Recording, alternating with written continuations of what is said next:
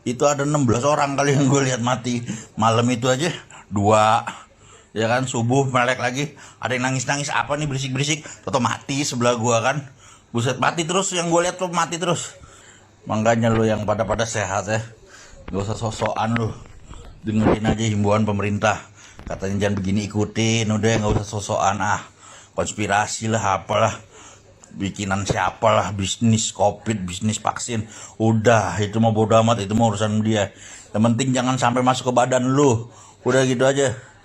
Sengsara hidup lu, galak ini, nggak bisa ngapain lu. Nah, semua ketunda lu, cancel semua, delay semua urusan lu ya. Jaga-jaga tuh yang belum kena, gak usah sosokan, rajin-rajin jemur badan.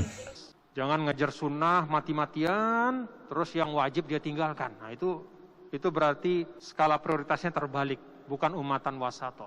Satu adab kita ketika kita keluar dari rumah berjumpa dengan orang adalah la doror wala diror. Jangan jadi orang yang bisa menularkan sesuatu yang tidak baik. Anda punya keyakinan terserah apa saja, mau menganggap COVID ini tidak ada, Anda tidak akan kena segala macam. Bahkan Anda meninggal sendiri di rumah juga, yaitu urusan Anda. Tapi begitu Anda keluar dari rumah, menggunakan jalur publik, entah itu namanya jalan, entah itu misalnya ke pasar, ke masjid juga, ini ruang publik juga. Amalkan. Ya. Anda terikat dengan kaidah Islam, la doror wala diror. Bukan semaunya, tidak. Kalau Anda mau semaunya, pulangnya di rumah aja. Terserah mau ngapain di rumah, di dalam kamar, terserah. Begitu Anda keluar di ruang publik, tanggung jawab. La doror wala diror. Apa kata Rasul? La yu'minu ahadukum hatta yuhibba li akhihi ma yuhibbu li nafsi. Tidaklah sempurna iman seseorang kecuali dia menginginkan orang lain mendapat kebaikan sebagaimana dia ingin dirinya dapat kebaikan. Dan bagi sahabat-sahabat yang baru vaksinasi, tetap berdiam di rumah.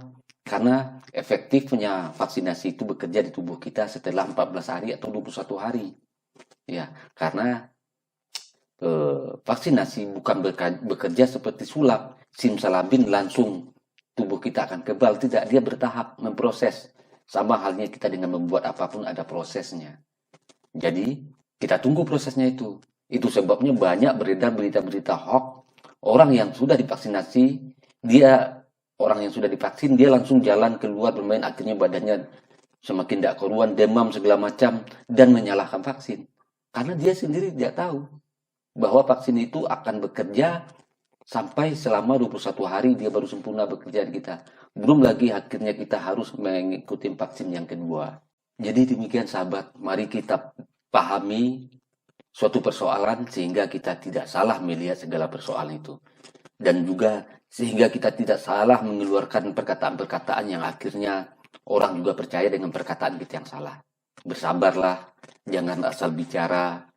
Dan ketika mau berbicara, rasakan bahwa kita betul-betul paham terhadap persoalan yang ingin kita bicarakan. Baik sahabat semua, sebelum melanjutkan menonton video ini, silakan di subscribe channel saya ini dan diklik ikon loncengnya.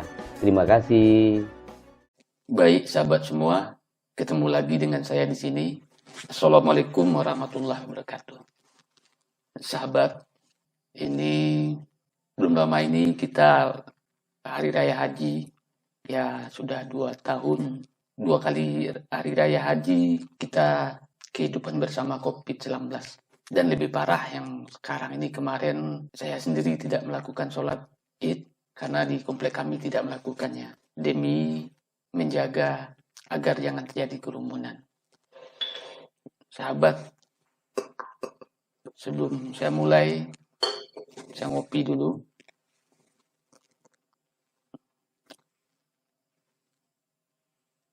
Ngopi sahabat, bismillahirrahmanirrahim.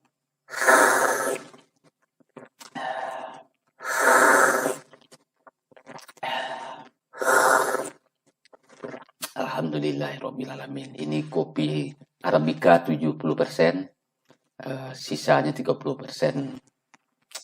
Apa satu lagi itu? Lupa namanya. Sahabat, baru di zaman ini, waktu ini dan hari-hari ini, baik di media sosial kita, bahkan di tempat tinggal kita, selalu setiap hari ada ucapan belasungkawa. Bahkan semua sudah termasuk orang-orang terdekat kita, teman-teman terdekat kita. Banyak dari suami istri juga ya meninggal. Artinya sekarang istrinya meninggal, besoknya suaminya juga. Ya itu disebabkan oleh COVID-19. Jadi sahabat, jika masih belum ada yang percaya dengan COVID-19 ini, ya silakan kepercayaan sahabat itu bawa sendiri ke dalam diri sahabat. Tapi tetap mari aturan-aturan yang telah dibuat pemerintahan kita diikuti. Boleh sahabat percaya diri dengan apapun keyakinan yang ada pada diri sahabat. Tapi sahabat juga sebagai makhluk sosial harus menjaga saudara-saudara kita yang lain yang mungkin tubuhnya rentan terhadap penyakit. Oke, sahabat, sebelum saya berbicara banyak, mari kita sama-sama tonton pengalaman seseorang agar kita semua terbuka hatinya untuk melihat kejadian di lingkungan kita. Kita ini sedang tidak baik-baik saja. Bagaimana juga perjuangan seseorang ini untuk datang ke rumah sakit. Kita nonton bersama-sama ya. Awalnya gue ini vaksin di indoor Senayan tuh kan. Nah, bawa pulpen ceritanya nih. Pulpen ini ya buat ngisi-ngisi pom ya. Ya udah tuh, gue lupa pakai pulpen panitia. Abis itu kucek-kucek. Pas kucek mata itu gue baru inget ya. Kata gue kok gue ngucek. Ya udahlah, vaksin lah. Hari pertama nggak ada masalah, makan banyak apa nggak ada gejala nggak ada. Nah hari kedua gue ke tempat temen gue nih. Nah di situ mulai ada gue makan mie nggak berasa pahit. Loh kata gue ya kena nih gue nih. Terus ganti mie goreng sama aja udah nggak jadi udah nggak enak tuh badan tuh udah. Nah malam nih mulai anget nyari 32 rumah sakit di Jakarta. Maunya PCR doang, habis itu dia nggak mau nerima nginepan. Kalau buat kamar nggak ada pak, kita nggak punya oksigen segala macam alasan. Kata gue gimana caranya udah, yang penting gue nginep di tempat lu. Gue dapet oksigen, gue beli sendiri deh oksigennya dari luar.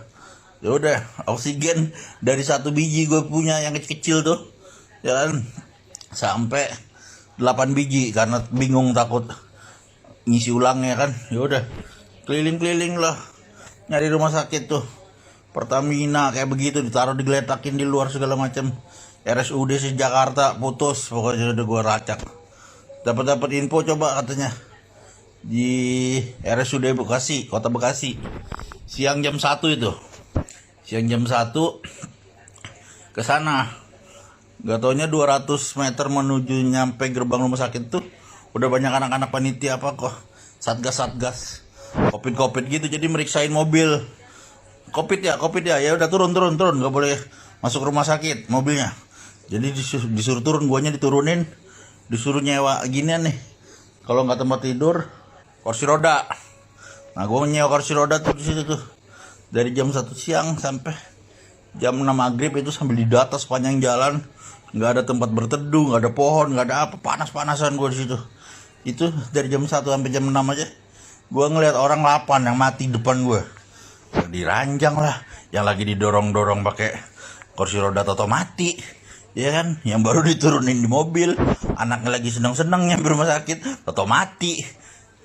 Buset kata gue, emang yang mati-mati yang gue perhatiin nih, yang seumur-umuran gue ini nggak ada, yang sekitar gocap 60, yang segitu-segitu umurnya.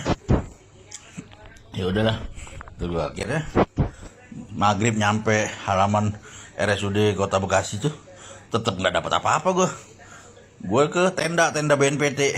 Dari tenda itu hujan pula, angin kenceng, air kemana-mana, buset. 4 hari gue di dalam tenda itu ada 16 orang kali yang gue lihat mati malam itu aja. 2 ya kan, subuh melek lagi, ada yang nangis apa nih berisik toto mati sebelah gue kan, buset, mati terus, yang gue lihat tuh mati terus. Ya udahlah, balik lagi ke rumah tuh, ya kan, ada katanya di Omni Pekayon. Gue kesono lagi, tetep aja bohong semua, rumah sakit nggak ada. Cari RSUD katanya, RSUD nggak ada alasan untuk nolak katanya kan, karena punya pemerintah. Oke nggak nolak, cuman orangnya kayak apa? Gue ditaruh di depan RSUD itu ada alun-alun itu tenda semua. Gue di tenda itu tau nggak, sampai mau dipindahin ke mana, apa bukan misalnya yang di Manggarai ini yang baru nih Rusunami. Gua nggak mau. Tetap itu bukan rumah sakit kata gue. Isoman aja udah itu mah. Akhirnya pindahin lagi gue mau ke Pondok Gede itu asrama haji. Gua nggak mau. Gue pengennya rumah sakit ICU. Udah minimal ECU lah. Ya udah dapat akhirnya di sini. Ngebut gue langsung dapat. Udah nggak lihat orang mati lagi gue udah di sini. Udah. Makanya lu yang pada sehat ya. Gak usah sosokan lu. Dengerin aja himbauan pemerintah. Katanya jangan begini ikutin. Udah gak usah sosokan konspirasi lah apalah. Bikinan siapa lah. Bisnis covid, bisnis vaksin. Udah itu mau bodo amat. Itu mau urusan dia. Yang penting jangan sampai masuk ke badan lu. Udah gitu aja. Sengsara hidup lu. Galak ini gak bisa ngapain lu. Semua ketunda lu. Cancel semua. Delay semua urusan lu. Ya, jaga-jaga tuh yang belum kena. Gak usah sosokan. Rajin-rajin jemur badan. Jadi demikian sahabat, orang ini buat video supaya memang diketahui oleh orang lain bahwasanya mari kita ikuti protokol kesehatan. Jangan sampai kita terkena juga oleh COVID ini. Karena banyak dari pengalaman teman-teman terdekat saya juga merasa tidak nyaman ketika dia positif COVID. Sementara kemarin ini juga 2 anak saya positif. Alhamdulillah sekarang udah negatif. Ya, itu artinya COVID ini memang berbahaya. Jadi mari kita jaga bersama-sama. Dan jangan dengarkan apapun kata-kata orang yang tidak percaya dengan COVID ini atau yang dianggap bahkan di saat pemerintahan kita sekarang berjuang, masih ada saja politikus-politikus jahat yang berbicara yang tidak-tidak. Menyuruh presiden mundur lah atau segala macam, dan juga ustadz-ustadz jahat yang selalu bersuara bagaimana setiap kebijakan pemerintahan itu dia lawan dengan narasi-narasi yang seenak dia. Mari kita lihat bagaimana pemerintahan kita. Lihat program perlindungan sosial diperkuat, program keluarga harapan berapa itu selama 12 bulan, bantuan sosial tunai berapa itu? Program kartu sembako, perpanjang diskon listrik. Nah, ini mungkin sahabat banyak yang tidak mengetahui. Ya, bagi yang mungkin dalam satu keluarga siapa yang bayar listrik dan juga tidak diberitahu pada keluarganya. Ini dalam beberapa bulan ini listrik kita diskon loh. Saya sendiri baru tahu, maksud baru tahunya ini ada kesalahan atau tidak. Ternyata saya membayar listrik jauh lebih murah dalam 3 bulan ini, jauh lebih murah, lebih dari separuhnya dari biasa yang saya bayar. Itu artinya pemerintah memperhatikan kita. Tapi hal-hal begini tidak ada yang mengekspos kan, karena memang pemerintah kita dia bekerja sepenuh hati, dia tidak perlu ini. Program kartu sembako, perpanjangan subsidi kuota, percepatan penyaluran dana. Kami akan melakukan refocusing lagi untuk terus meneliti dan menyisir anggaran maupun daerah supaya semuanya ditujukan prioritasnya sekarang adalah membantu rakyat menangani COVID-19 dan membantu dunia usaha pulih. Kita mesti tahu itu. Nih, bantuan 10 triliun bagi 8,8 juta pekerja terdampak PPKM. Kami sudah bahas dengan Ibu Menaker akan ada dari 10 triliun anggaran yang kita tambah untuk pekerja ini akan ditujukan bagi 8,8 juta pekerja. Dana tambahan untuk perlindungan pekerja yang semula diperuntukkan khusus bagi program prakerja, kini juga dipakai dalam program bantuan subsidi upah. Sedemikian pemerintahan kita bekerja masih aja di luar sana nyinyir nih. Program perlindungan sosial selama PPKM, bantuan beras di Pulau Jawa dan Bali, program perlindungan sosial selama PPKM, program kartu sembako, 200.000 per bulan per keluarga. Memang tidak seberapa kalau dihitung untuk per keluarga 200.000 per bulan cuma. Tapi berapa jumlah rakyat kita dan berapa pemerintah mengeluarkan uang. Sementara mungkin saja saat ini pemasukan kita memang tiada bergerak. Masih ada yang nyinyir sama pemerintahan kita. Bantuan sosial tunai 300.000 per bulan, ya toh? Program keluarga harapan, ibu hamil 3 juta per tahun, anak usia dini 3 juta, anak SD 900, anak SMP 1,5 juta, anak SMA 2 juta, disabilitas berat 2,4 juta, lansia 2,4 juta. Mari kita lihat jumlah yang diinikan oleh pemerintahan kita. Nah, sahabat semoga paham ya. Pemerintahan kita bekerja keras dan mari kita bantu dengan mengikuti protokol kesehatan, ya, prokes yang dianjurkan oleh pemerintahan kita. Sudah jangan bandel lagi. Ini kita bukan sedang baik-baik saja. Kemarin ini minggu kemarin sudah mulai menurun. Tapi kita tidak tahu ketika Lebaran Haji, ya, karena masih banyak masjid seperti di Jakarta yang melakukan sholat Id. Ya, kita itu kan mengundang kerumunan nanti dan ini efeknya akan ketahuan 14 hari yang akan datang. Nah, mari kita lihat kalau di daerah tersebut melonjak pasien COVID, ya jelas itu penyebabnya. Dan ustadz-ustadz jahat selalu berbicara dilarang untuk ke masjid oleh pemerintahan yang dolim ini. Ingat sahabat, jangan dengarkan itu. Dan sekarang mari kita dengar tausiah dari Tuan Guru Bajang mengenai bagaimana diri kita itu berlaku di saat datang wabah yang merajalela dari pandangan kacamata agama. Mari kita lihat dan kita dengar bersama-sama, ya. Jangan menganggap diri lebih alim dari Nabi, jangan menganggap diri lebih saleh dari Nabi, jangan menganggap diri lebih rajin dari Nabi. Ya, termasuk saat pandemi ini. Coba Nabi SAW mengatakan, Innallaha yuhibbu an tu'ta rukhasuhu kama yuhibbu an tu'ta azaimuhu. Nah, Allah itu, kata Rasul, senang sekali kalau umatnya itu memanfaatkan rukhsahnya sebagaimana umatnya itu melaksanakan kewajiban-kewajibannya yang lain. Jadi kalau ada rukhsah, keringanan, maka keringanan itu kita pakai. Itu Allah suka. Itu bagian dari umatan wasata. Nah, termasuk faktor dari rukhsah itu kedaruratan. Misalnya yang semula kita diminta untuk bagian dari adab sholat itu nempel, bukan rukun, ya. Jadi kalaupun tidak ada corona misalnya sholatnya berjauhan, tetap sah sholatnya. Tapi dia kehilangan suatu keutamaan. Nah, dalam keadaan biasa kita diminta untuk hazu bainal manakib wal aqdam, ya. Bahu, kaki, gitu. Terutama bahu, ya. Nah, ketika situasi pandemi di mana semua sudah sepakat bahwa yang namanya virus ini alat transportasinya itu manusia. Maka manusia itu perlu berjauhan supaya virus ini tidak bisa pindah dari satu ke yang lain. Ini sudah sepakat semua ahli. Dan kesepakatan ahli itu kalau dalam Islam itu menjadi pertimbangan utama hukum. Pertimbangan utama hukum itu sains. Terutama dalam hal-hal yang menyangkut perkembangan. Entah itu penyakit atau masalah-masalah ilmu pengetahuan.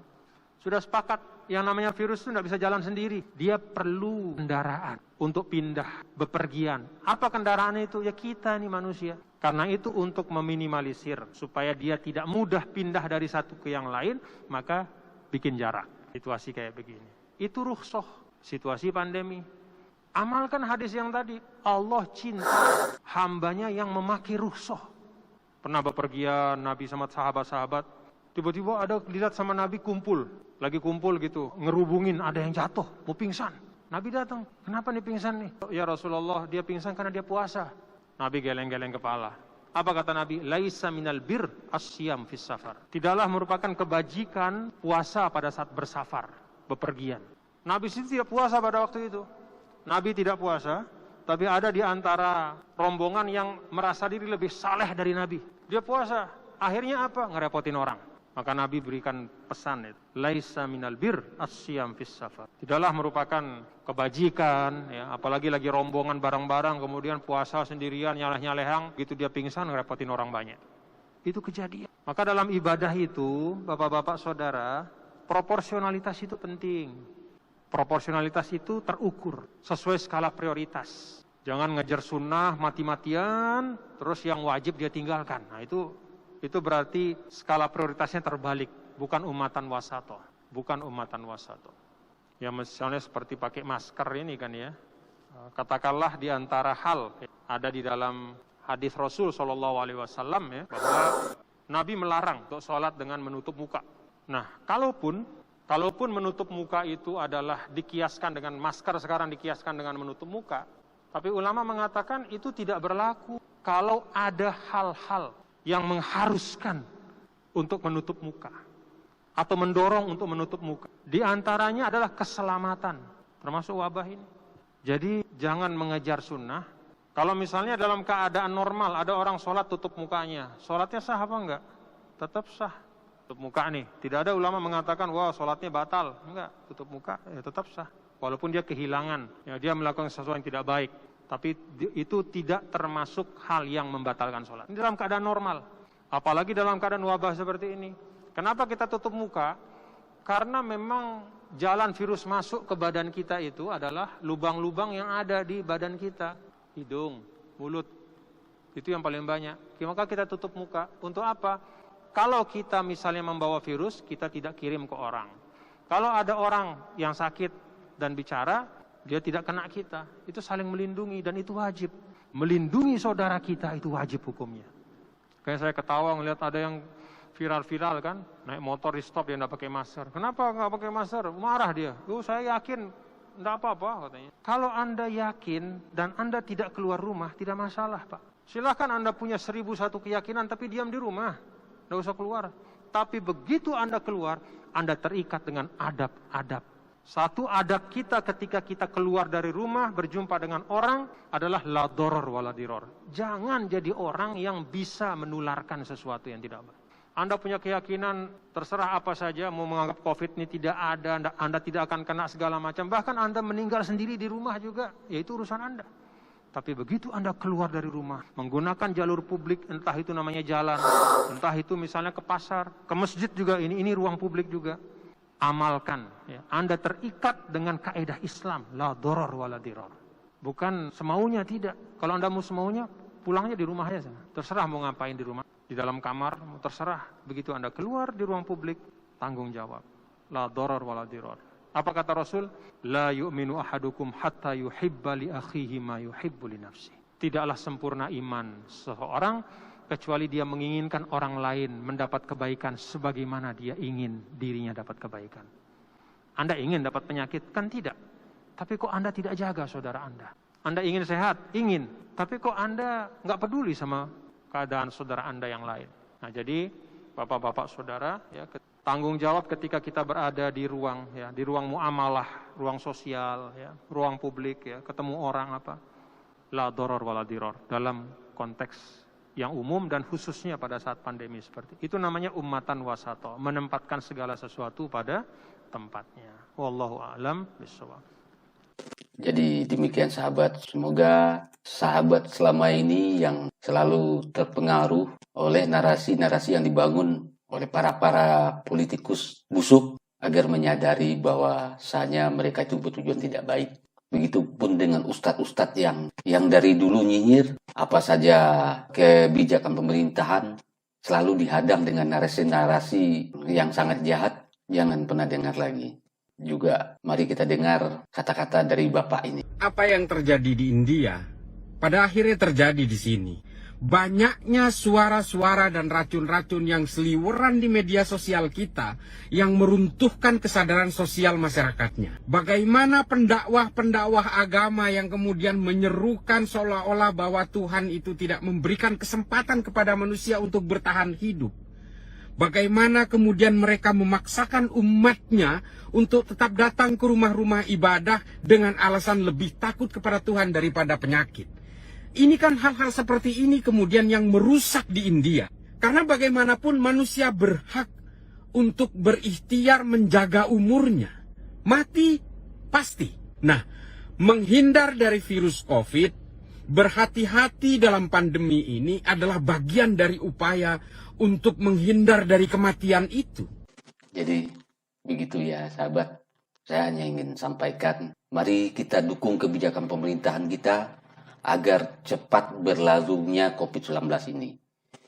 Jika sahabat mendengar kabar apapun, jangan langsung percaya. Cari pebandingnya dulu. Pakai intelektual. Karena hanya dengan intelektual, kita bisa melihat sesuatu perkara dengan sangat jelas. Coba lihat sahabat-sahabat kita yang lain yang percaya dengan kata-kata ustadz-ustadz jahat atau politikus-politikus busuk. Percaya dianggap COVID ini adalah macam-macam. Padahal bukan Indonesia saja, bukan negara kita saja yang kena. Negara lain juga. Malaysia lockdown, Singapura lockdown, India pada berjatuhan korban. Nah, paham kan? Tapi masih tetap banyak yang percaya dengan kata-kata ustadz-ustadz jahat itu. Dengan kata-kata politikus-politikus busuk itu. Dia anggap ini permainan pemerintahan saja. Padahal negara luar juga begitu. Nah, disitulah yang saya sebut, ketika percaya dengan hal-hal seperti itu intelektualnya tidak ada. Oke sahabat, selalu pakai intelektual. Hanya dengan intelektual kita bisa melihat sesuatu dengan amat sangat jelas. Kita bisa melihat sesuatu dengan kejernihan hati. Sahabat, demikian video saya kali ini.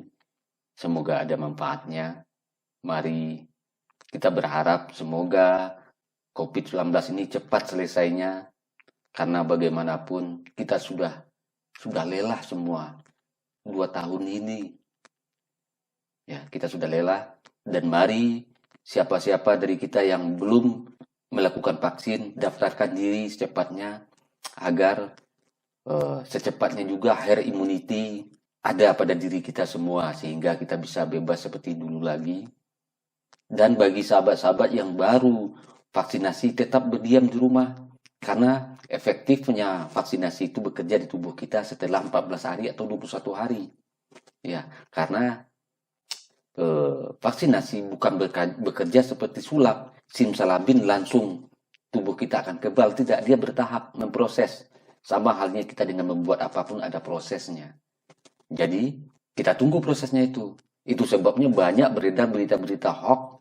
Orang yang sudah divaksinasi, orang yang sudah divaksin, dia langsung jalan keluar bermain, akhirnya badannya semakin tidak karuan, demam segala macam, dan menyalahkan vaksin. Karena dia sendiri tidak tahu bahwa vaksin itu akan bekerja sampai selama 21 hari dia baru sempurna bekerja di kita. Belum lagi akhirnya kita harus mengikuti vaksin yang kedua. Jadi demikian sahabat, mari kita pahami suatu persoalan sehingga kita tidak salah melihat segala persoalan itu. Dan juga sehingga kita tidak salah mengeluarkan perkataan-perkataan yang akhirnya orang juga percaya dengan perkataan kita yang salah. Bersabarlah, jangan asal bicara. Dan ketika mau berbicara, rasakan bahwa kita betul-betul paham terhadap persoalan yang ingin kita bicarakan. Baik sahabat semua, terima kasih, salam hormat. Assalamualaikum warahmatullahi wabarakatuh. Sahabat sebangsa, setanah air, kita dianugerahi oleh Tuhan dan sudah menjadi hukum Allah. Kita hidup dalam perbedaan, berbeda suku, berbeda agama, berbeda etnis, berbeda bahasa daerah, berbeda budaya, berbeda adat, berbeda tradisi. Inilah yang namanya Indonesia, Negara Kesatuan Republik Indonesia. Jangan sampai karena perbedaan agama, suku, bahasa daerah, tradisi menyebabkan kita menjadi kelihatan tidak satu, tidak bersatu. Sahabat, musuh nyata negara kita adalah kabar dusta, koruptor. Mari kita jaga NKRI ini karena pendahulu kita sudah sepakat bahwa kita Bhinneka Tunggal Ika, berbeda-beda tetap bersatu. Mari kita bersatu membangun Republik Indonesia ini yang akan hidup untuk selamanya. Merdeka, bersyukur atas negara yang besar ini, bersyukur atas keberagamannya, dan kita disatukan oleh Pancasila. Sukses buat sahabat semua, dan sukses selalu buat negara kita. Amin.